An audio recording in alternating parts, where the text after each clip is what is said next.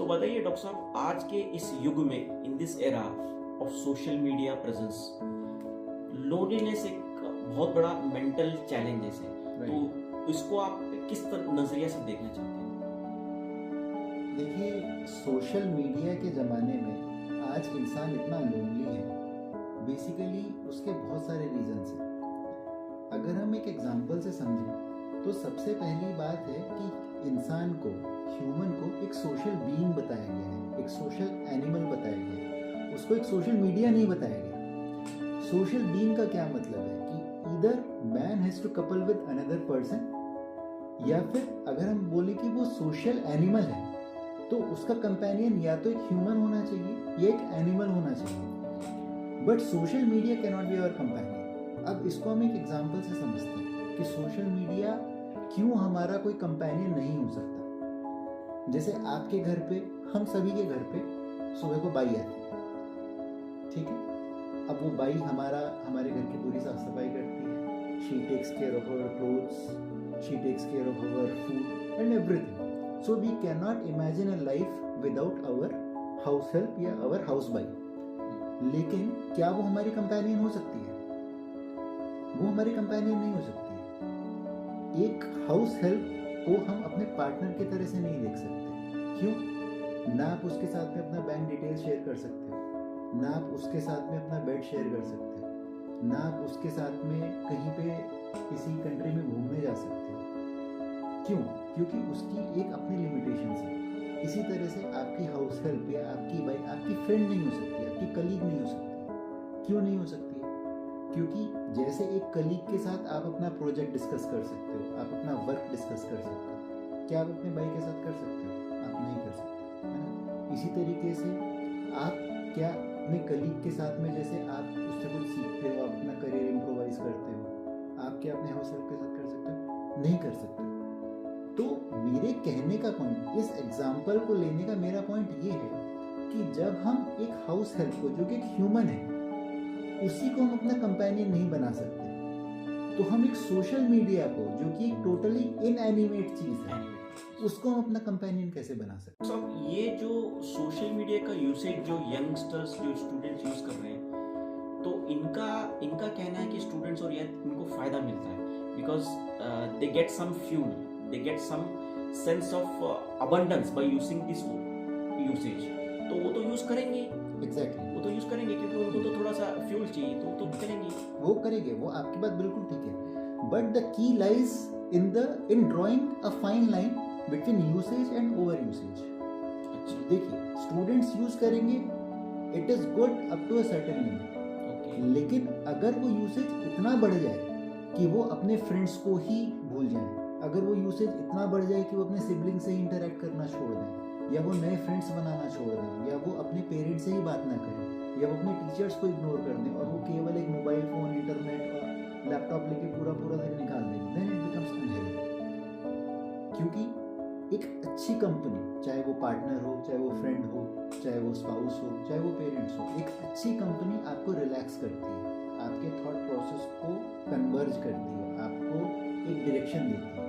जबकि social media आपको distract करता है। अभी आप जब सोशल मीडिया की रील्स देखोगे, एक रील में आपको दिखेगा कि दूसरी कंट्रीज में क्या हो रहा है, दूसरी रील में आपको दिखेगा कि एकदम हाई प्रोफाइल फैशन क्या है, तीसरी रील में आपको दिखेगा कहाँ पे राइट्स हो रहे हैं, चौथी रील में आपको दिखेगा कि कोई टोटली एक अनरिलेटेड इन्फॉर्मेशन दिखेगी।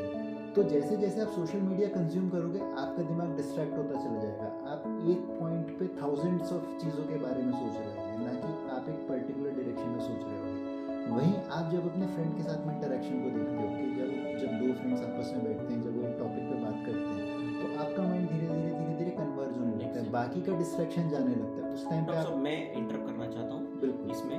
देखिए, सोशल मीडिया ओवर यूसेज और थिंग लाइन की आप जब बात करते हैं, हालांकि social media it also acts as a tool for students performance, for students upgradation, for students everything. आज देखिए सोशल मीडिया पे इतनी इन्फॉर्मेशन है, वो तो it can be provided at the tip of the finger. तो अगर स्टूडेंट यूज कर रहा है as a extra tool to get his performance और to get his results done, then what is the wrong in it? मैंने doctor साहब आपको वही बताया। देखिए, एक मॉर्फिन को लेने में और एक हेरोइन को कंज्यूम करने में एक बहुत बड़ा डिफरेंस है। आप जब मॉर्फिन को एक 10 मिलीग्राम के डोज में लेते हैं, it becomes a pain killer, और उसी को आप जो है 20 mg, 30 mg, 40 mg करने लगते हैं, तो दैट बिकम्स एन एडिक्शन। तो बेसिक प्रिंसिपल वहीं पे ही है कि आपको सोशल मीडिया से बेनिफिट एक्सट्रैक्ट करना है, तो आपको उसके यूसेज को, उसके डोसेज को एक पर्टिकुलर लिमिट के अंदर रखना पड़ेगा।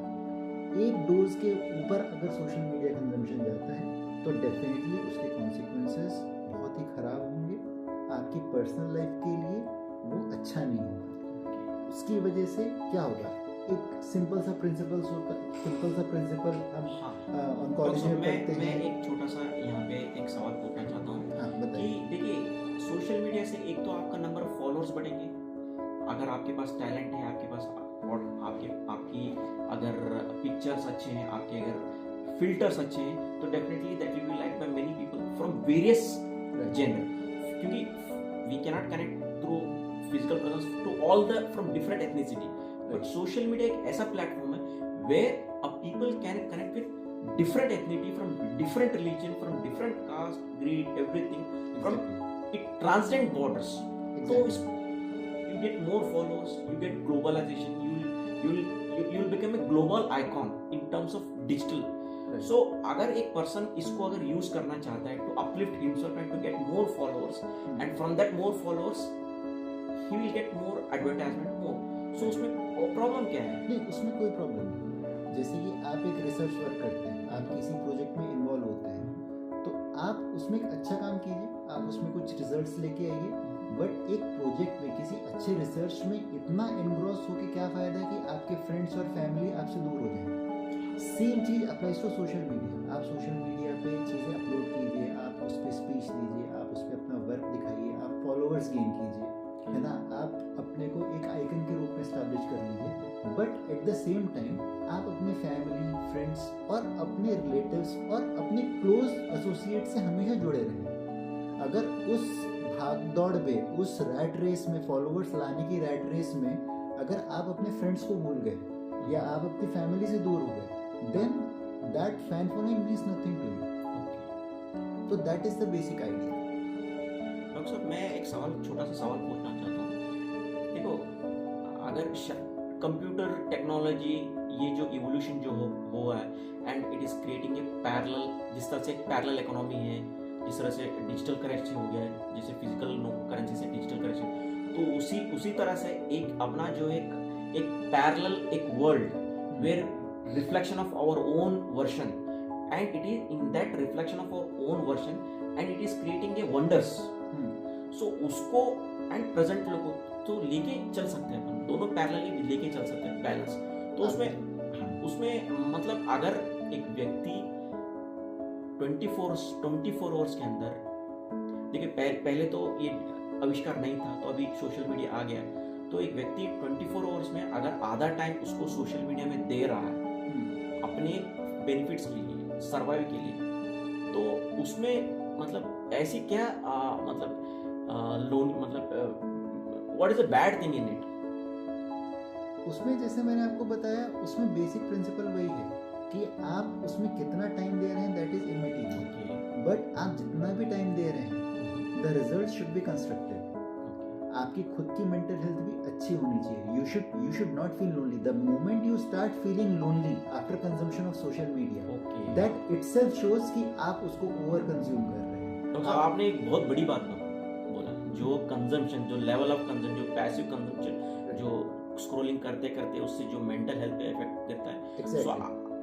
उस पे शायद इस पे रिसर्च, या तो it may be a future consequences of this over usage of social media. बिल्कुल, लोगों को भी इस पे रिसर्च करना चाहिए। और हम कैसे पता करें कि हमारा सोशल मीडिया यूसेज एडिक्वेट है कि ज़्यादा है? तो हमें अपनी खुद की हेल्थ पैरामीटर्स को देखना चाहिए। अगर हम हैप्पी रहते हैं, हमारा लोगों के साथ में इंटरेक्शन अच्छा है, हम वर्क प्लेस पे अच्छा काम कर पा रहे हैं, अच्छा आउटपुट दे पा रहे हैं, हमारी फिजिकल हेल्थ अच्छी है, हमें कोई क्रॉनिक डिसीज नहीं है, हमारा मेंटल हेल्थ अच्छी है, हमें अच्छी नींद आती है, तो हम मान सकते हैं कि जितना सोशल मीडिया हम कंज्यूम कर रहे हैं दैट इज एडिक्वेट। लेकिन अगर हमें लगता है कि हम चिड़चिड़े रहते हैं, हमें नींद अच्छी नहीं आती, इंसोम्निया का शिकार हो जाता है, हमें इंसोम्निया हो रहा है, हमें भूख ठीक से नहीं लगती है, एंजाइटी हो रहा है, हमें डायबिटीज हाइपरटेंशन की तरफ हम जा रहे हैं, हम लोनलीनेस फील करते हैं, हम बहुत ज़्यादा एंशियस हो चुके हैं, हमारा अपने कलीग्स के साथ बात करने का मन नहीं करता है, तो दैट मीन्स कि कहीं ना कहीं हमारा सोशल मीडिया कंजम्पशन हमारे माइंड के साथ प्ले कर रहा है, हमारी हेल्थ के साथ प्ले कर रहा है, and this is the critical time जब हमें अपना कंजम्पशन धीरे धीरे कम कर देना चाहिए। बहुत अच्छी बात बोली है डॉक्टर साहब। मेरा एक सवाल है, क्योंकि जिस तरह से जो सोसाइटी जो उभर रहा है, तो आजकल के जो यंग इवन बच्चे को देखिए जो खाना नहीं खाता है, तो उसको भी अपनी मम्मी सोशल मीडिया दिखा के खाना खाए। So at the end of the day that अगर वो खुद बच्चा रो भी जाता है तो उसको सोशल मीडिया दिखा के स्क्रोलिंग करते हैं तो खाना खिलाते हैं। तो ये whether it is where we are landing this. आपने बहुत अच्छा सवाल पूछा कि आज के ज़माने में हम सोशल मीडिया से क्विक ग्रेटिफिकेशन लेते हैं और उसको यूज़ करते हैं, बट ये क्विक ग्रेटिफिकेशन आगे चल के लॉन्ग रन में बहुत मेलिशियस होता है। कोई भी चीज़ जो आपको क्विक ग्रेटिफिकेशन देती है वो हमारी हेल्थ के लिए अच्छी नहीं होती है। हमें शॉर्टकट्स नहीं अपनाने चाहिए। एक मदर जो अपने बच्चे को सोशल मीडिया दिखा के मोबाइल फ़ोन हाथ में देके उसको खाना खिला लेती है, that is a kind of short term gratification, that is a kind of shortcut to overcome a situation कि बच्चा रोए नहीं इसलिए उसको मोबाइल फ़ोन दे दिया। बट वही मदर डाउन द लाइन आगे चल के वही मदर कंप्लेन करेगी कि उसके बच्चे का टेम्पर बहुत ज़्यादा हाई रहता है, उसका बच्चा पढ़ाई नहीं करता है, हमेशा सोशल मीडिया से चिपका रहता है, वो अच्छे से इंटरेक्ट नहीं करता है, स्कूल में उसका परफॉर्मेंस पुअर है। तो that same mother will face the consequences few years down the line, और उस टाइम पे इन सब चीज़ों को टैकल करना बहुत मुश्किल हो जाता है। उस टाइम पे फिर बच्चे को बिहेवियरल थेरेपी की ज़रूरत पड़ती है, काउंसलिंग की ज़रूरत पड़ती है, और उसके बाद भी रिजल्ट्स उतने ज़्यादा अच्छे नहीं आते जितना ज़्यादा अच्छे रिजल्ट्स उन बच्चों में आते हैं जो कि आउटडोर गेम्स के साथ में इन्वॉल्व रहते हैं, जो अपने टीचर्स के साथ में इन्वॉल्व रहते हैं, जो दूसरे बच्चों के साथ में खेलते हैं, पेरेंट्स के साथ इंटरेक्ट करते हैं। जितना अच्छा परफॉर्मेंस इस तरह के बच्चों का रहता है, सोशल मीडिया से बचपन से जुड़े बच्चों का परफॉर्मेंस उतना अच्छा कभी नहीं रहता है। तो पेरेंट्स को भी ये बात हमेशा ध्यान रखनी चाहिए कि जो शॉर्टकट्स वो आज यूज़ कर रहे हैं वो शॉर्टकट्स उनके लिए आगे चल के डाउन द लाइन बहुत बड़ी प्रॉब्लम्स में कन्वर्ट हो जाएगी। Another question, doctor. How to just tackle these kind of complex situations which we are getting come across as an individual, as a society, and down the line, what it will be affecting towards the nation progress?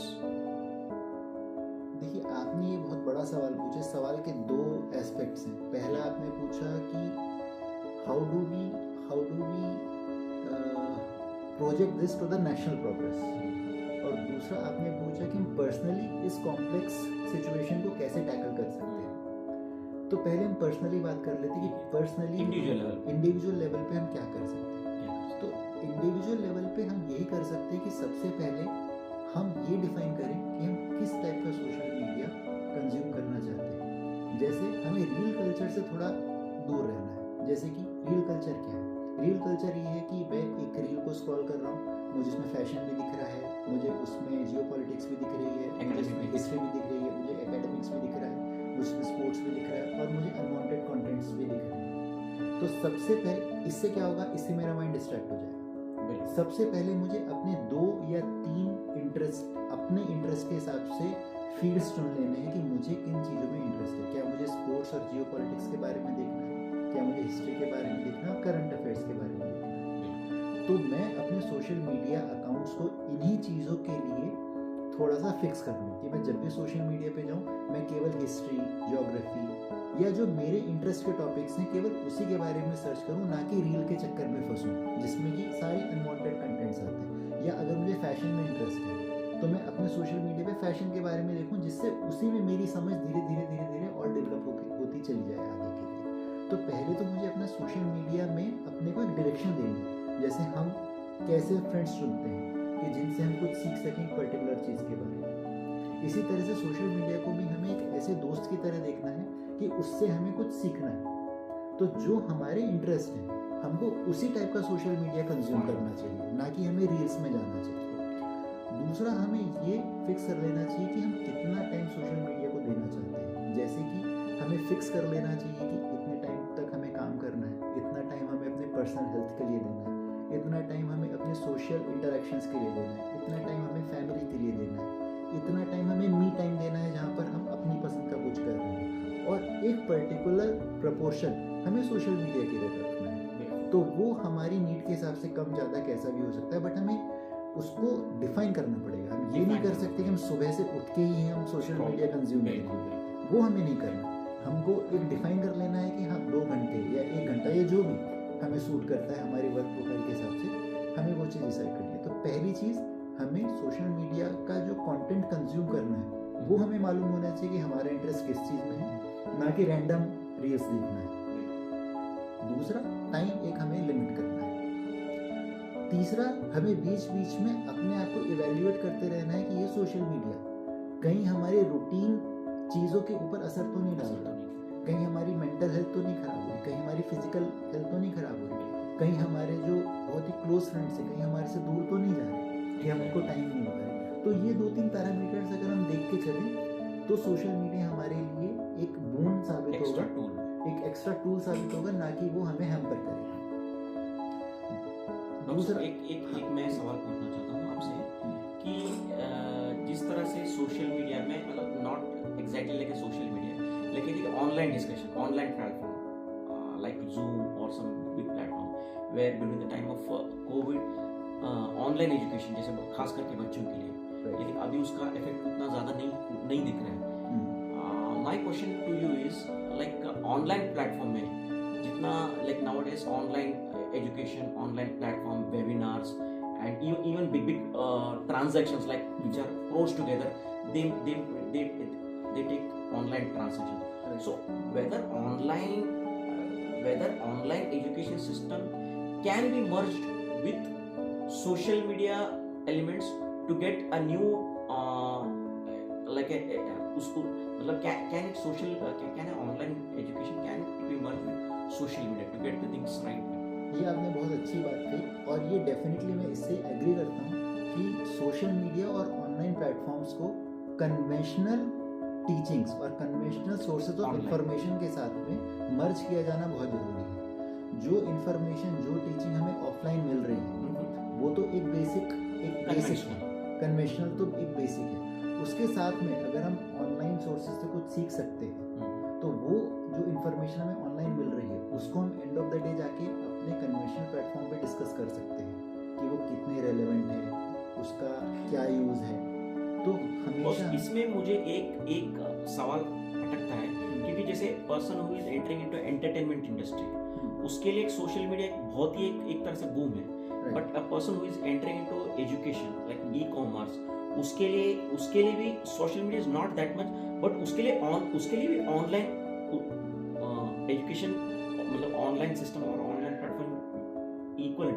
But मेरा सवाल ये है कि person who wants to enter into entertainment industry will naturally use and some way the other way our own education system can also be affected with this.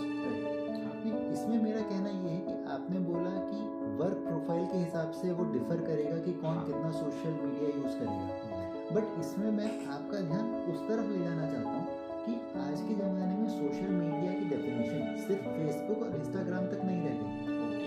आज के ज़माने में social media Facebook, Instagram, LinkedIn और भी बहुत सारे channels हैं। तो अगर आप सिर्फ फैशन, जैसे आपने एक एग्जांपल दिया फैशन इंडस्ट्री, तो फैशन वाले लोग शायद प्रोबेबली इंस्टाग्राम की तरफ ज़्यादा जाएंगे। बिल्कुल। इसी तरीके से अगर आप बात करें कि फार्मा इंडस्ट्री, हाँ, कि जैसे फार्मा इंडस्ट्री, तो उनको नई अपॉर्चुनिटीज़, नए लोगों से नेटवर्किंग ज़्यादा इंपॉर्टेंट है, तो वो लोग लिंक्डइन की तरफ ज़्यादा जाएंगे। तो लिंक्डइन पे उनके लिए बहुत सारी उनके लिए यूज़फुल जो चीज़ें हैं वो वहाँ पर अवेलेबल है। इसी तरह से और भी बहुत सारे प्रोफेशनल सोशल मीडिया प्लेटफॉर्म्स हैं जहाँ पर वो जाके अपने काम से रिलेटेड, अपनी प्रोफाइल से रिलेटेड काम के बारे में सर्च कर सकते हैं और या फिर उस पर नेटवर्किंग कर सकते हैं। तो इस तरह की बहुत सारी, तो आपका कहने का मतलब it has to be defined for particular work profile. Exactly, it has to be defined. तो जो लोग कंटेंट क्रिएशन करना चाहते हैं उनके लिए यूट्यूब एक बहुत अच्छा प्लेटफॉर्म है। जो लोग फैशन इंडस्ट्री में कुछ करना चाहते हैं उनके लिए शायद इंस्टाग्राम ज़्यादा अच्छा होगा। डॉक्टर साहब, इसमें फैन फॉलोइंग जो बेस है उसमें मिनिमाइज होते जाता है. जो data we get, because when you have a huge fan like crores together, like a millions together, like a Virat Kohli, so you need to have fan following from each and every work profile you need to get. Exactly. But आप fan profile किस level का fan profile चाहते हैं? जैसे कि आप एक doctor हैं, आप एक पैथोलॉजिस्ट हैं, आप शायद साथ में एक अच्छे सिंगर और डांसर भी हैं, और आप एक अच्छे एकेडमिशियन भी हैं. तो जब आप एकेडमिक्स की बात करेंगे तो आपकी जो फैन फॉलोइंग है, जो एकेडमिक पॉइंट ऑफ व्यू से जो आपको फॉलो कर रहे हैं, वो आपको इंस्टा पे नहीं मिलेगा. तो अगर आपके जो एकेडमिक वाले फैन फॉलोइंग है वो आपके लिंक्डइन पे मिलेंगे. तो जब आपको कोई एकेडमिक बात करनी होगी तो नेचुरली आप इंस्टा पे नहीं डालोगे उस चीज़ को. जब आपको कोई एकेडमिक चीज़ बोलनी होगी तो आप उसको लिंक्डइन जैसे प्लेटफॉर्म पे डालोगे. इसी तरीके से जब एंड ऑफ द डे आप शाम को कोई गाना गाओगे तो आपके कौन से फैंस को आप एड्रेस करना चाहोगे? वो आप अपने इंस्टा वाले फैंस को ये करना चाहोगे. तो जब आप गाना गाओगे या जब आप डांस करोगे तो वो वाली क्लिप आप इंस्टा पे डालोगे. तो आप अपने फैंस को अपने सोशल मीडिया अकाउंट्स की तरह आप अपने फैंस को भी सेग्रीगेट करो. आपके सारे फैंस आपकी हर चीज में इक्वली इंटरेस्टेड नहीं हो सकते हैं. अगर आपके 10 फैंस हैं, you need to control the system. You need to control the system. अगर rather than being controlled by the system. Exactly. अगर आपके 10 ये फैंस हैं, ये आपने बहुत अच्छी बात की. हाँ, एक्चुअली रिमोट अपने हाथ में होना चाहिए. Remote rather than the from the आपको ये रियलाइज करना है कि अगर आपके 10 फैंस हैं तो उसमें से सबके सब आपकी सारी चीजों में इंटरेस्टेड नहीं है. उसमें से 2 लोग आपकी सिंगिंग को एडमायर करते हैं, उसमें से 2 लोग आपकी डांसिंग को एडमायर करते हैं, उसमें से 4 लोग आपकी पैथोलॉजी के फैन हैं, उसमें से 2 लोग आपके वे ऑफ टॉकिंग के फैन हैं, लेकिन फैंस तो 10 हैं. सही बात. ठीक है. तो आप अपने सोशल मीडिया हैंडल्स को भी उसी तरीके से कैटेगराइज करो कि आप एक ही चीज पे सब कुछ मत ढूंढो. जब आपको फैशन की बात करनी हो, सिंगिंग डांसिंग की बात करनी हो, आप इंस्टा फेसबुक पे जाओ. जब आपको सोशल नेटवर्किंग की बात करनी हो, एकेडमिक्स में अपना दिखाना हो, अपने रिसर्च पेपर्स दिखाना हो, तो आप उसी लेवल के प्लेटफॉर्म पे जाओ. तो फैंस तो आपके सभी हैं, बट वो डिफरेंट कैटेगरीज में है और उनको हमें डिफरेंट तरीके से ही अप्रोच करना है. जैसे कि रियल लाइफ में भी हमारे फ्रेंड्स अलग अलग होते हैं. कुछ ऐसे फ्रेंड्स होते हैं जिनके साथ हम केवल कलीग्स की तरह से बात करते हैं. कुछ हमारे फ्रेंड्स होते हैं जिनके साथ में हम बैडमिंटन खेलते हैं, सब काम करते हैं. तो हमारे फ्रेंड्स भी थोड़े डिफरेंट टाइप के होते हैं. इसी तरीके से हमारे फैंस भी अलग अलग होते हैं. डॉक्टर साहब, जो आज का जो मुद्दा था जो हम डिस्कस कर रहे थे कि loneliness and other mental health related issues in the era of social media usage, तो इसका जिस तरह से रिजल्ट्स मिल रहा है अपने को, ये तो बहुत ही चौंकाने वाली बात है. तो loneliness, mental health issue, depression, anxiety, is it purely because of over usage of social media और something which is inborn from the person itself? इसमें देखिए, मुझे लगता है कि यहाँ पर 3-4 फैक्टर्स हमको कंसिडर करने हैं. सबसे पहले तो ड्यूरेशन ऑफ सोशल मीडिया. जो लोग सोशल मीडिया थोड़ा सा कंज्यूम करते हैं, बहुत ही लिमिट में कंज्यूम करते हैं, उन पे जनरली कोई हार्मफुल इफेक्ट देखा नहीं गया. दूसरा, type of social media which you are using. Type of social media, तो पहला है अमाउंट, दूसरा है टाइप ऑफ सोशल मीडिया. आप क्या फैक्टर्स अफेक्टिंग. तो अगर आप रील्स को बहुत ज़्यादा स्क्रॉल करते हैं, आप कोई कंस्ट्रक्टिव काम करते ही नहीं है सोशल मीडिया पे, तो वो कहीं ना कहीं डेट्रीमेंटल होता है. और तीसरा रहता है कि आपकी खुद की एक पर्सनैलिटी, आपकी खुद की एक मेंटल विल पावर. कुछ लोग होते हैं कि जो सोशल मीडिया देखते हैं, उनको जो एंटरटेनमेंट अपना करना है किया, उसके बाद उसको बंद करके अपने काम में लग गए. और कुछ लोग क्या होते हैं कि विशियस साइकिल में अटक जाते हैं. वो पहले रील देखेंगे, फिर उससे रिलेटेड कुछ और देखेंगे, फिर उससे रिलेटेड कुछ और देखेंगे, और वो पूरे टाइम उस विशियस साइकिल में फंस के रह जाते हैं. तो जो लोग इस तरीके से विक्टिमाइज हो जाते हैं, जो सोशल मीडिया के जो स्लेव बन के रह जाते हैं, उनको प्रॉब्लम होती है. और जो सोशल मीडिया को अपना स्लेव बना के रखते हैं, you need to control the system. Social media एक ओपन बुक, एक ओपन प्लेटफॉर्म की तरह है. उसमें से उसका रिमोट अपने पास होना चाहिए. उसमें से हमें क्या निकालना है, कितना निकालना है, और अपनी ग्रोथ के लिए उसको कैसे यूज करना है, वो सब हमें खुद. डॉक्टर साहब, ये आपने बहुत बड़ी बात की कि we need to control the system rather than the system controlling us. ये चलिए आज के लिए हम इतना ही बातें करते हैं. तो इसका जो नेक्स्ट पार्ट होगा अगला एपिसोड में हम देखेंगे। डेफिनेटली। Thank you doctor.